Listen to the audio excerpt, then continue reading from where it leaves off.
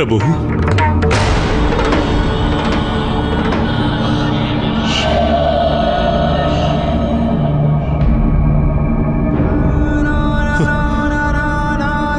பிரபு,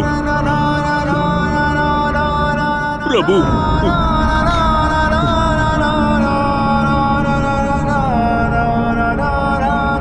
எழுந்திரு.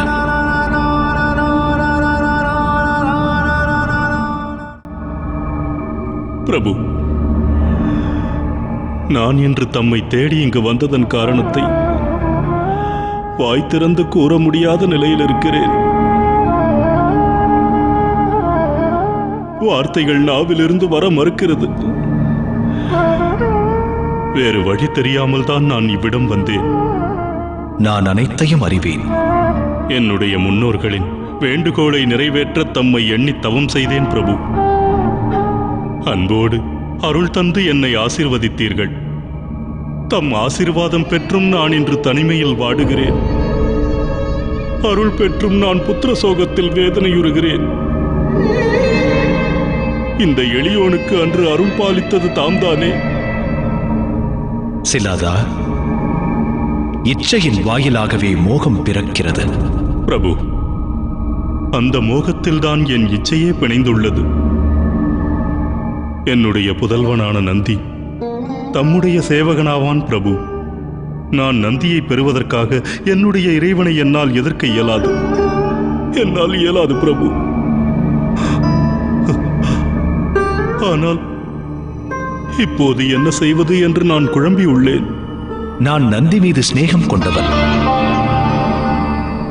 ஆனால் உன்னுடைய வம்சம் விருத்தி அடைய வேண்டும் என்பதற்காகத்தான் அவன் அவதரித்தான். நந்தி மீது முதல் அதிகாரம் கொண்டவன் நீதான். பிரபு, எவ்வாறு இவ்வளவு தூரம் நான் இங்கு வந்தேன் என்று எனக்கே தெரியவில்லை. தம்மை தரிசிக்க கைலாயம் வந்த யாரும் இதுவரையில் வெறும் கையோடு திரும்பிச் சென்றதில்லை என்பதை நான் அறிவேன். செல்லுங்கள், நந்தியை அழைத்து வாருங்கள். தந்தை கைலாயம் வந்திருக்கிறார் என்ற செய்தியை கேட்டவுடன் நந்தி எங்கோ சென்று ஒளிந்து கொண்டார். நந்தி இங்கு வருவான்.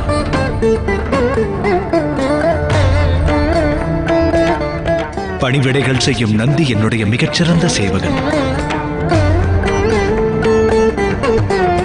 ஆனால் இனி நந்தி தன்னுடைய தந்தைக்கு துணை நிற்க வேண்டியது அவசியம். நான் அழைத்ததாக நந்தியிடம் கூறுங்கள். உத்தரவு பிரபு.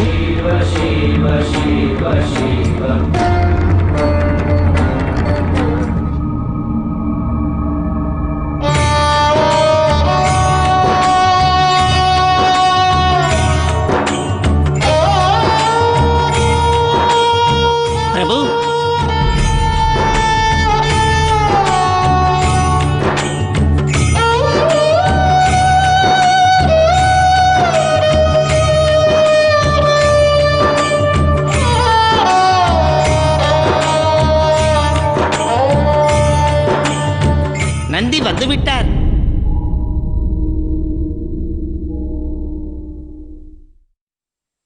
அருகில் வா நந்தி, உன் தந்தை வந்திருக்கிறார்.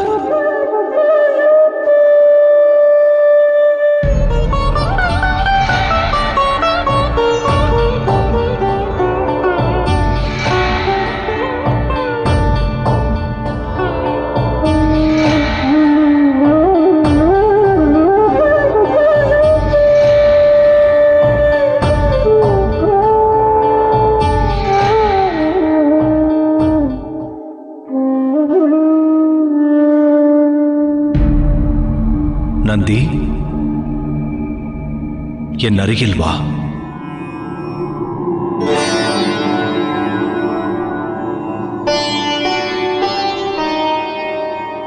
நீ அறியாதது ஒன்றுமில்லை நந்தி. பெற்றவர்களுக்கு புத்திரர்களின் சுகமானது அனைத்திலும் மேலான ஒன்று.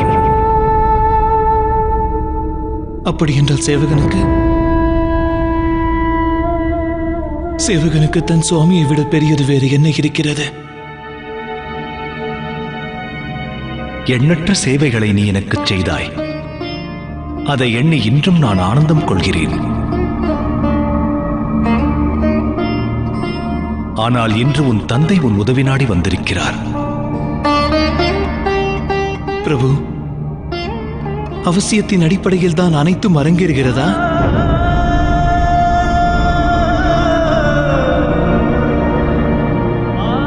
அன்று இவருக்கு ஒரு வாரிசு தேவையாக இருந்தது. தம்முடைய ஆசீர்வாதத்தால் நான் அவதரித்தேன். இன்று தமக்கு என் அவசியம் தேவையில்லை, ஆகையால் இவரோடு என்னை சென்றுவிடு என்கிறீர்கள். ஆனால் பிரபு, என்னை பற்றி யாரும் யோசிக்கவில்லையே. இதுவரையில் தேவை என்பதை எண்ணி நான் தமக்கு சேவை செய்ததில்லை.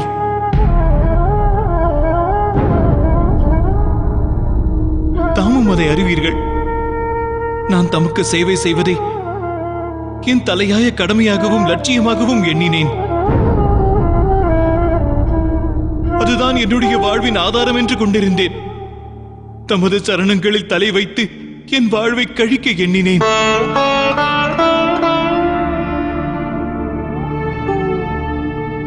இனி தமக்கு நான் சேவை செய்யாவிடில் இந்த நந்தி யார் பிரபு? வெறுமையானவன். பிரபு, தமக்கு சேவை செய்வதை கடமையாக மட்டும் எண்ணவில்லை, எனது மூச்சுக்காற்றாக எண்ணியிருந்தேன். இதய துடிப்பாக நினைத்தேன். தங்கள் தரிசனமே வாழ்வின் கரிசனமாக எண்ணியிருந்தேன். அப்படிப்பட்ட சேவகனை இந்த நந்தியின் சேவையை தவிர்த்து தம்மால் வாழ இயலுமா?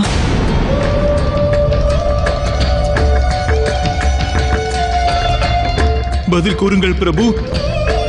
இயலுமா தங்களால்?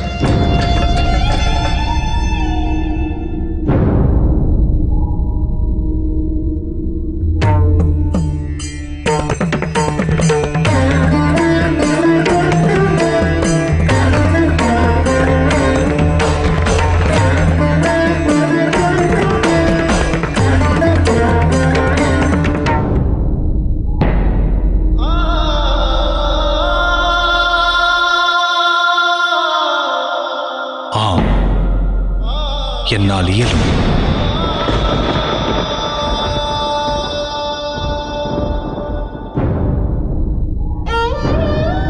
பிரபு,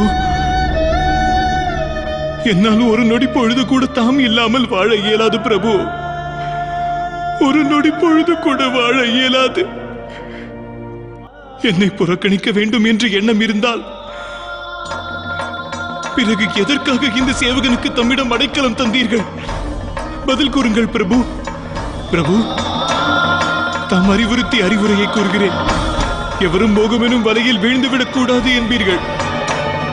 அவ்வாறு இருக்கத்தாம் எதற்காக தம்மோடு இந்த நந்தியை மோகம் கொள்ள வைத்தீர்கள்? கூறுங்கள் பிரபு. நந்தி, என்னோடு விவாதிக்க நான் உன்னை இங்கு அழைக்கவில்லை. பிரபு, இவரோடு இருக்கும் ஒவ்வொரு நொடி பொழுதும் நான் வேதனையில் வாடப்போகிறேன். ஆனால் தம்மோடு நான் இல்லாவிடில் தாம் ஆனந்தம் கொள்வீர்களா? கற்பனைகளை இதயத்தில் வளர்க்காதே நந்தி. இன்றவருக்கு சேவை செய்வதே இனி உனது கடமை, உனது தர்மம். நந்தி, நீ அத்தர்மத்தை நிறைவேற்றினால் புண்ணியம் தேடி எங்கும் செல்ல தேவையில்லை.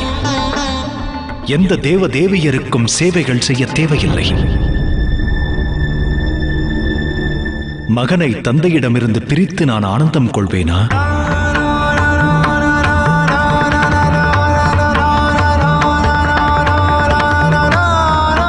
இது என்னுடைய ஆணை நந்தி. நீ உன்னுடைய தந்தையோடு செல்லத்தான் வேண்டும்.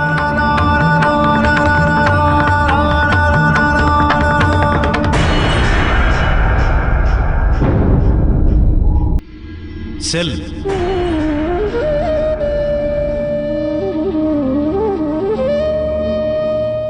அவர் கூற வேண்டாம், வேண்டாம்.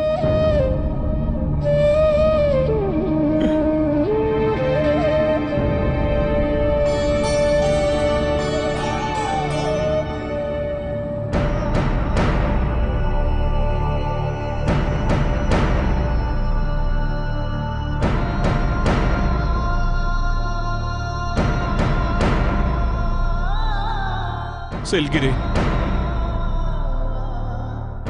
செல்லலாம். செல்லலாம்.